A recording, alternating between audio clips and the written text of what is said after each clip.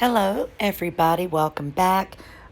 Today is actually the 17th, but it's by the time I'm done recording, it'll be Thursday, March the 18th. So, hope everyone has had a good week. I think this one's going to be a good video, and I think you'll enjoy it. And I hope I'm able to get all my points across. I've spent several hours just going back through and searching for the pictures that I wanted to use to be able to tell my story. So, without further delay, Meghan Markle, Narcissist Queen. Her new squad and her targets. There's some symbolism in here, guys. I don't know, but you might want to just let me zoom in and see if you see some symbols there that ring a bell to you. I don't know if any of you are Masons or if you're familiar with the Illuminati, but I'm going to make a video about that in another one and talk to you a little bit more about it.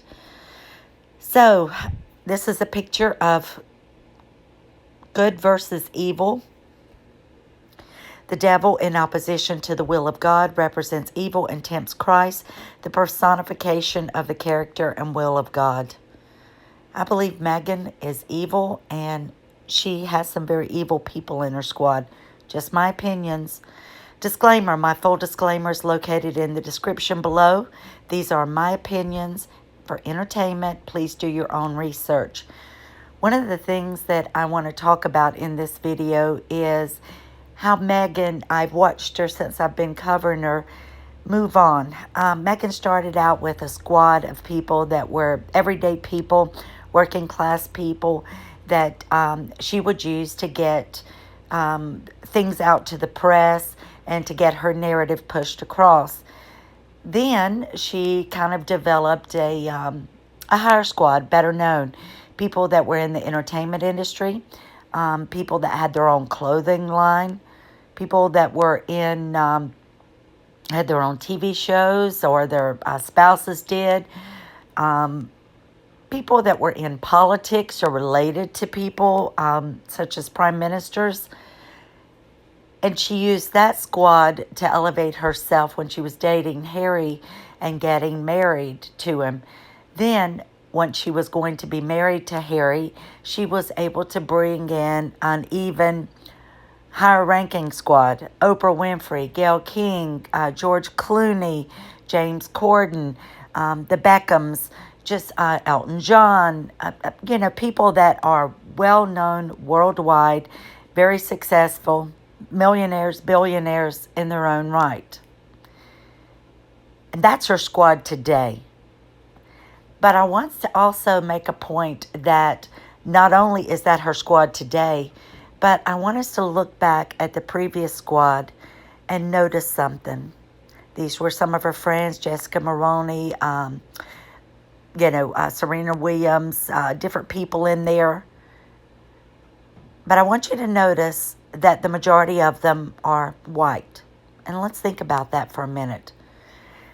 Meghan always identified herself as Caucasian. On her resume, by joining an all-white, very white sorority at Northwestern University, by listing it on her acting credentials as her race being white.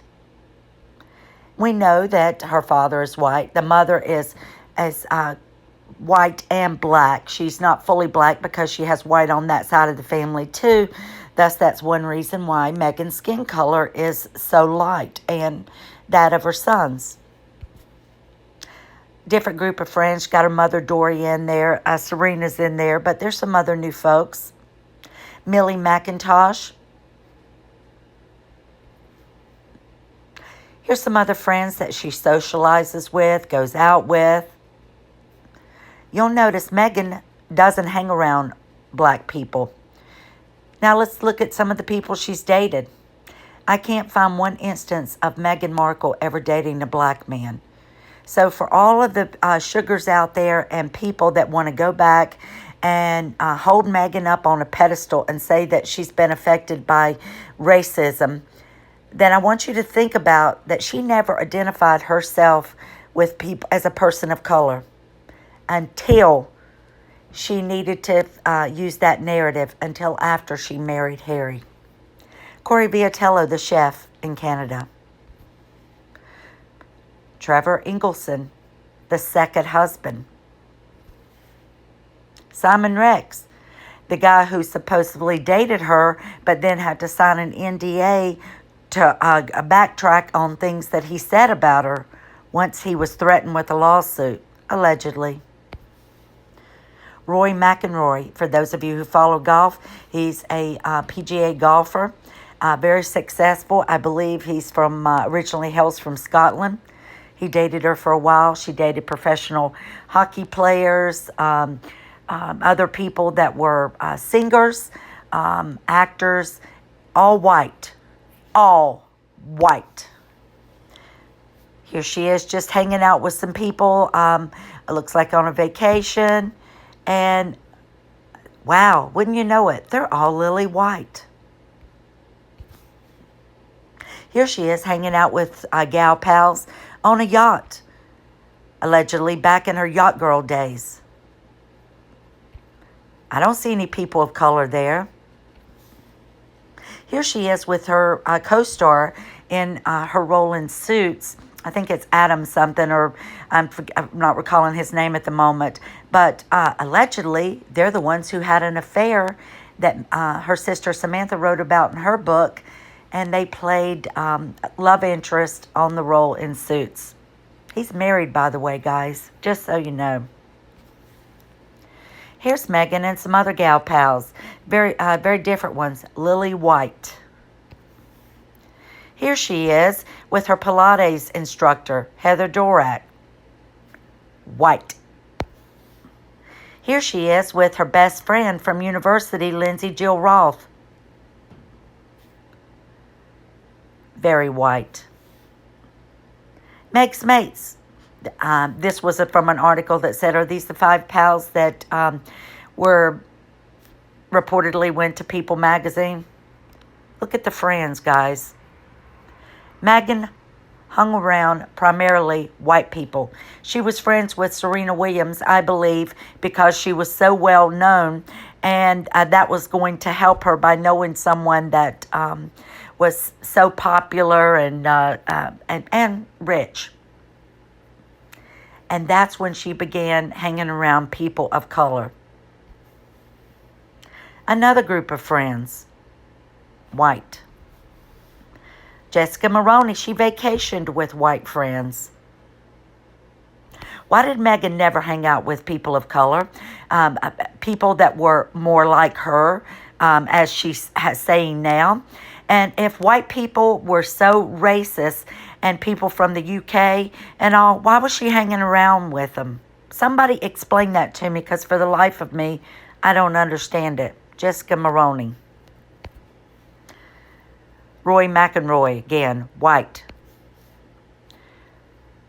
Oh, I think this was the Craig show. I forget his last name now, but look how she dresses with her backside hanging out and exposing herself, and the way she's so flirty with them, and the way she wants to hug up on every white man, not black man, white man. So tell me why the people of color want to go out and defend this woman, why they want to be her best friend, why they want to help victimize her and take up for her now when she's never had anything to do with people of color. Jessica Maroney, Ben Maroney, had his own, he was talk show host. White people. They were friends with Justin Trudeau, Prime Minister.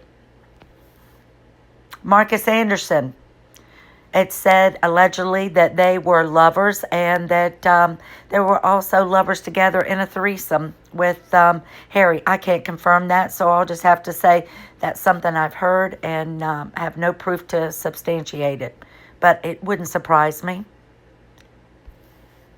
Oh, sorry, that was Meghan back in her, what was that, early film days. Meghan, Sussex Royal Squad. Wow, this is when the Sussex Royal Squad were all white and not people of color. She has used people of color to go and be her fans, to go and be her flying monkeys, to go out and attack anybody that says anything negative against her. She's used them for one reason and one reason only, to upset them and get them involved in this race division. Meghan doesn't identify as herself as being black. She's white. She always has been. She always will be. She's using the race narrative now because it suits her. It's a way of blackmailing the royal family, getting more money out of them, making them look bad in the press so that they will pay her to shut up. She doesn't want to work. She doesn't have the skills to work. She needs them to live the lifestyle that she wants to continue living. Until she trapped a man, Prince Harry, who she leads around like a dog on a leash. Here, Harry, come this way. Here, Harry, say this. No, Harry, do this. Harry, let's go on board. Harry, let's not do that. Oh, Harry, I need you to do this for me. She's using the white man. Somebody else that she dated. Now it's become convenient. This is Beyonce, and Beyonce is also in that group and allegedly said to be a part of the Illuminati with Oprah Winfrey, Gayle King, and Michelle Obama. So now she needs the rich and famous, and I believe that for the last year she has found herself in training to be a part of this group that uses black magic and or whatever you want to believe. I'm not telling you to believe this. Do your own research.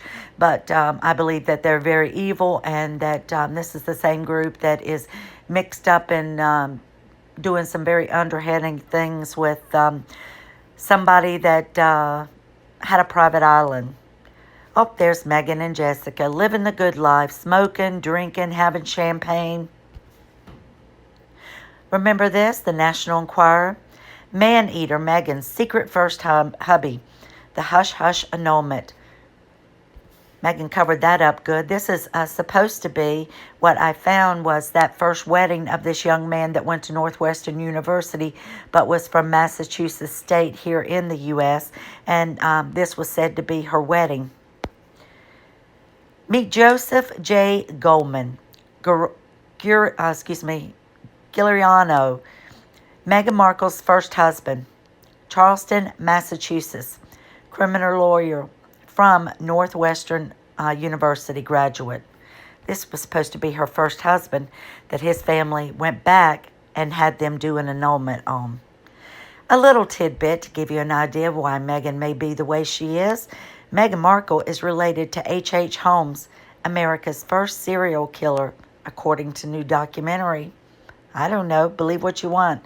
Check it out. Remember when Meghan said this to out in the Australian tour when she was talking to the news reporter? You know, and she says, it's not right to just survive. What's the purpose? The whole point is to thrive, right? Well, she plagiarized Maya Angelou, who is no longer with us, who was an African-American poet, beautiful poet. And she wrote this: "My mission in life is not merely to survive, but to thrive." Thank you, Meghan, for plagiarizing Maya Angelou. Now, let's get to the story. So now that she's got a new squad, Oprah, Michelle, Gayle, Beyonce, and anybody else that is in that upper elitist group, that they work together and support one another, and Serena's in that as well. The Daily Mail says, grim-faced Prince William emerges hours after Meghan Markle's friend revealed his unproductive phone call with Harry. Gayle King tells U.S. viewers couple told her they want royals to speak out against racist press and claim they can prove everything. So not only does Meghan go and demand to the palace that she wants to know who it is that says that that she bullied them, but now it's like she's demanding that the royal family speak out against the racist press and talk about racism in public, when that's just not what the royal family does. Now, why would these people, Gayle King, Oprah, and all of this, do this for Meghan? Because they're famous, rich, and have their own shows, TV production studios in their own right. Well, it's called You Scratch My Back, I Scratch Yours. When you do something for somebody like this, they will always come calling and ask for a favor at a later date. Meghan has convinced them that she was so victimized and that she underwent so much cruelty, had thoughts of, hurting herself.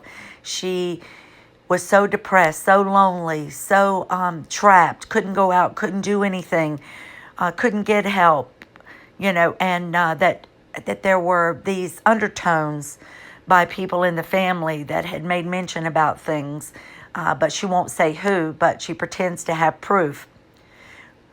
She goes to these people, and she doesn't say, hey, will you go on your morning show and say this?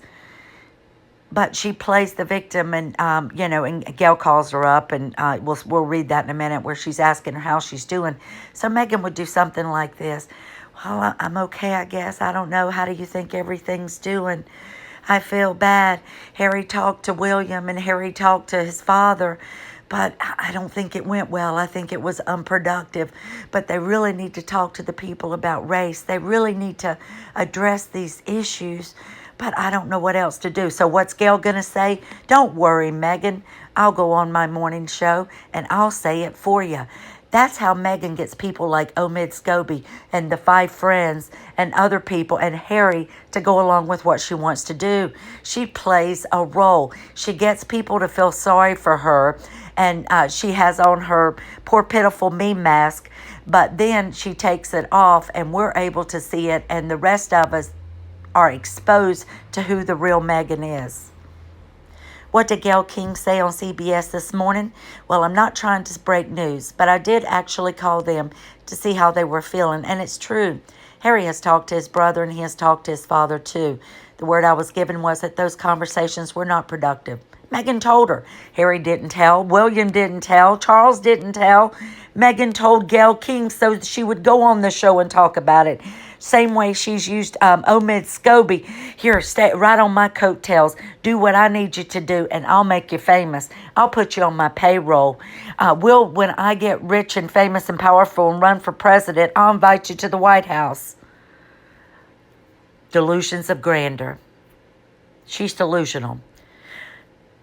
The article goes on to say from Gayle, but they are glad that they have at least started a conversation. How does she know if she wasn't on the phone call? And I think it's still unsettling to them, to the palace, to keep saying that they want to work it out privately.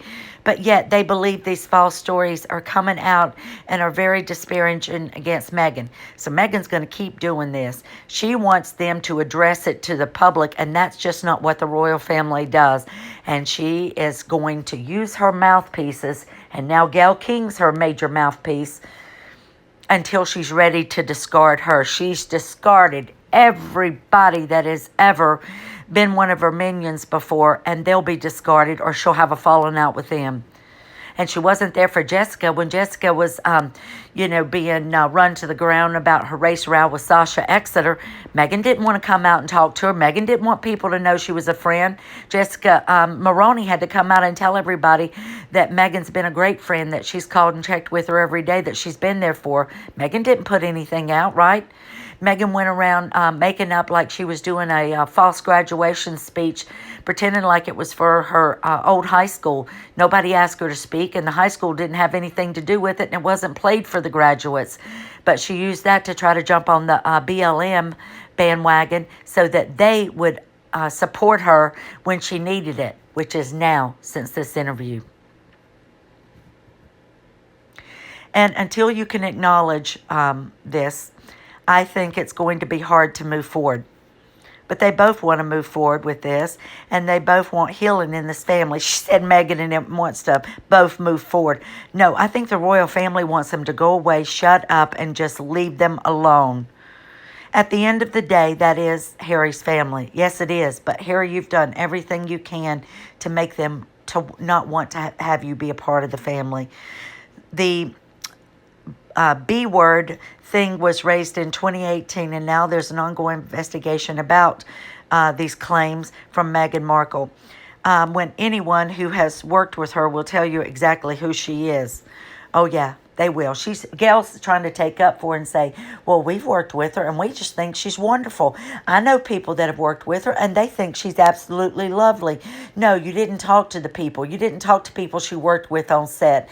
You didn't go and talk to the staff that worked with her at the palace. You didn't talk to the royal reporters who went around with him on tour and saw how Meghan was and how she mistreated Harry and how Harry completely changed and was led around by the tip of his nose. No. Sorry, Gayle.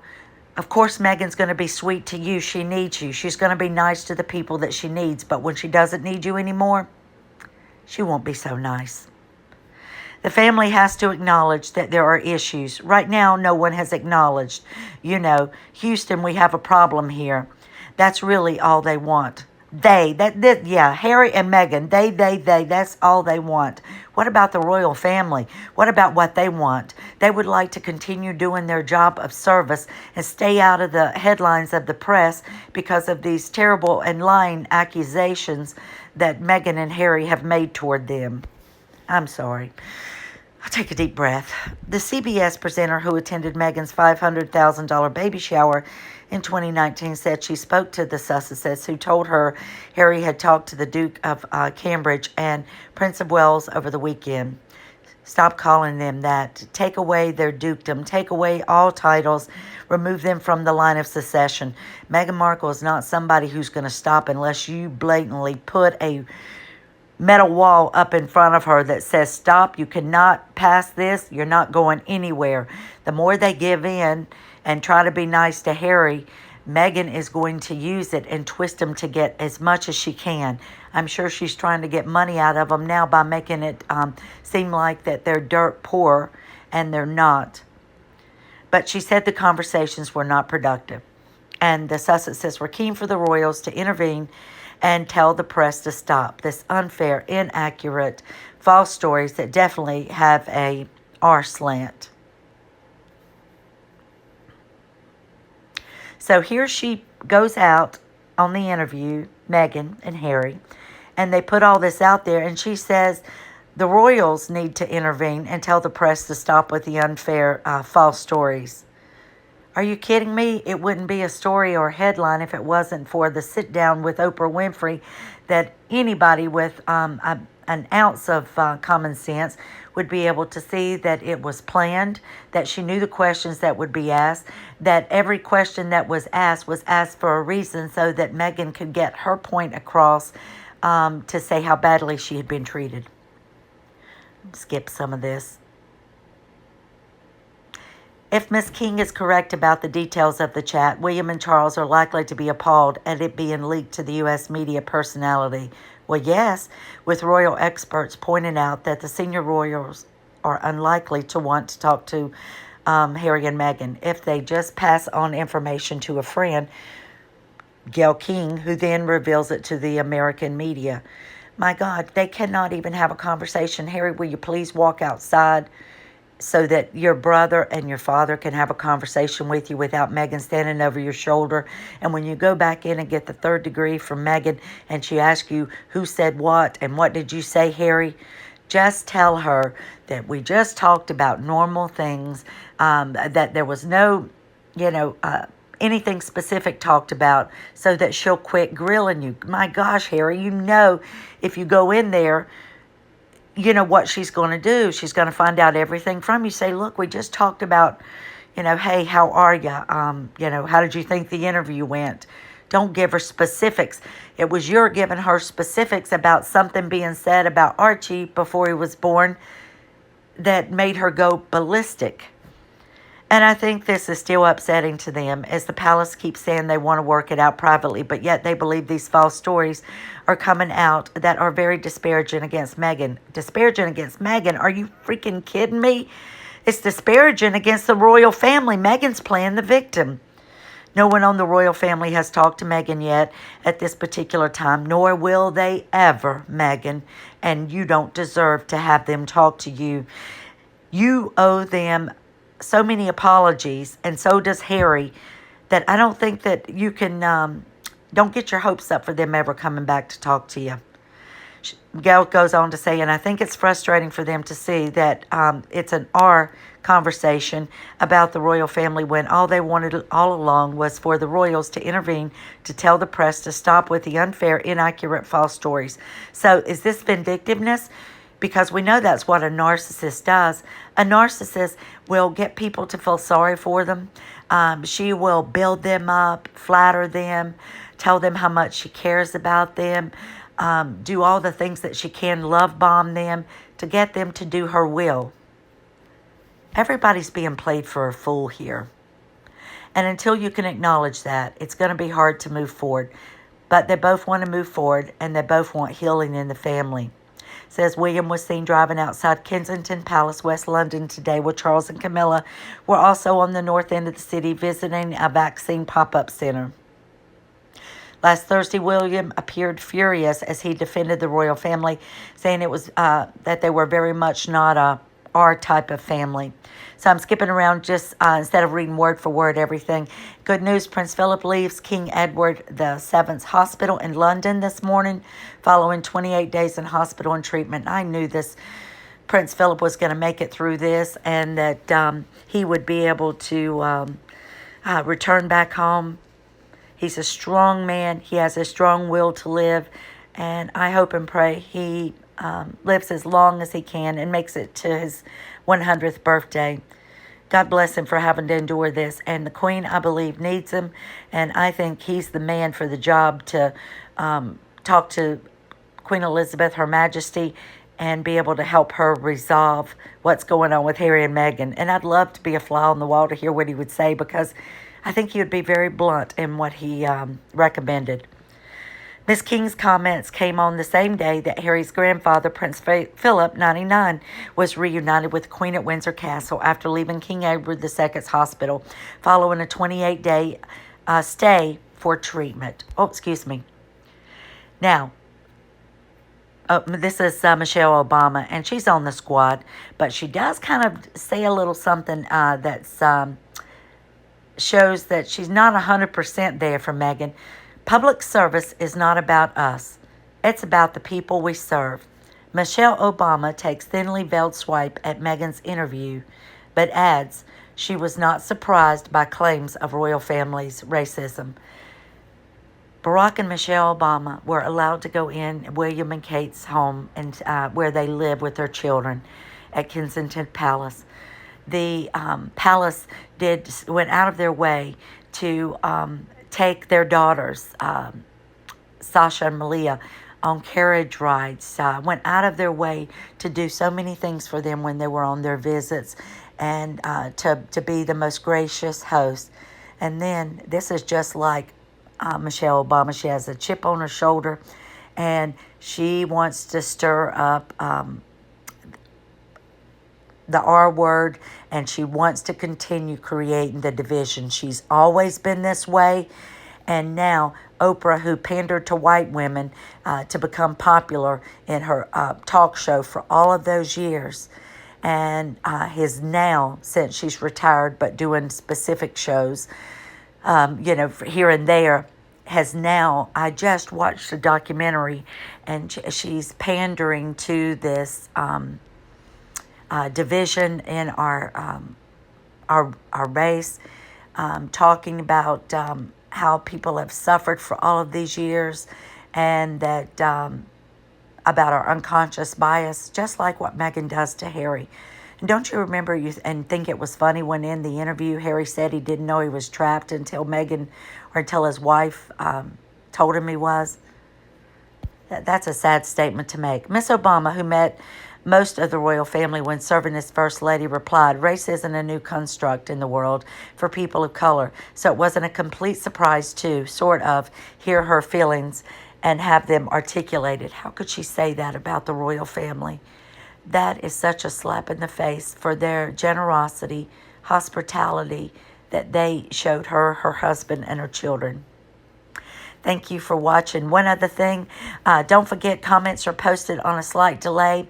And yesterday, or St. Patty's Day, was my Yorkie, Lord Spencer's 18th birthday. Guys, I've never had a dog live this long. I have 3 Yorkies now. Bless his heart. I mean, he's, going blind, doesn't hear very well, walks like a real old man, has, congestive heart failure, but he really gets along well. He's sitting right here on my lap now. Sometimes people will hear him kind of clear his throat and stuff in the background. But God bless him. I love this little dog, love all my animals, and as I'm sure you guys do too. But and that's Lady Emma over there, and there's Lord Spencer right there. And then I have another one, Mason. But happy birthday to him. I don't know what I'm going to do when he passes away, because he's by my side all the time. And he's like they're like our children, aren't they? I just love them. They give us unconditional love. But anyway, thank you for watching. I hope you guys enjoyed that video. I really worked hard on it. I mean, I worked for hours on it today, and I just get these thoughts in my mind and try to put them down in a way that I hope that they make sense. Sometimes I probably ramble on or kind of go off on a tangent, but the real point I just wanted to make today was that Meghan always had a white squad, always had white friends, white husbands, and now, only now, since she's left the royal family and wants to have some ammunition against him, has she developed a black squad and people who can talk about race and different things, because they are people of color, where it's hard for someone who's not to be able to talk about it, because the first thing somebody's going to say is, how do you know? You wouldn't understand. Well, anyway, let me know in the comments. They post on a slight delay so I can monitor what those trolls say, so that we have a safe community that you can express your feelings and not feel like someone's going to attack you for what you say. Freedom of speech is still going to exist as long as we can have it. So I'm going to exercise that right. Have a blessed week, everyone. Thank you for watching, and I love you all. Please stay safe, and many blessings to you.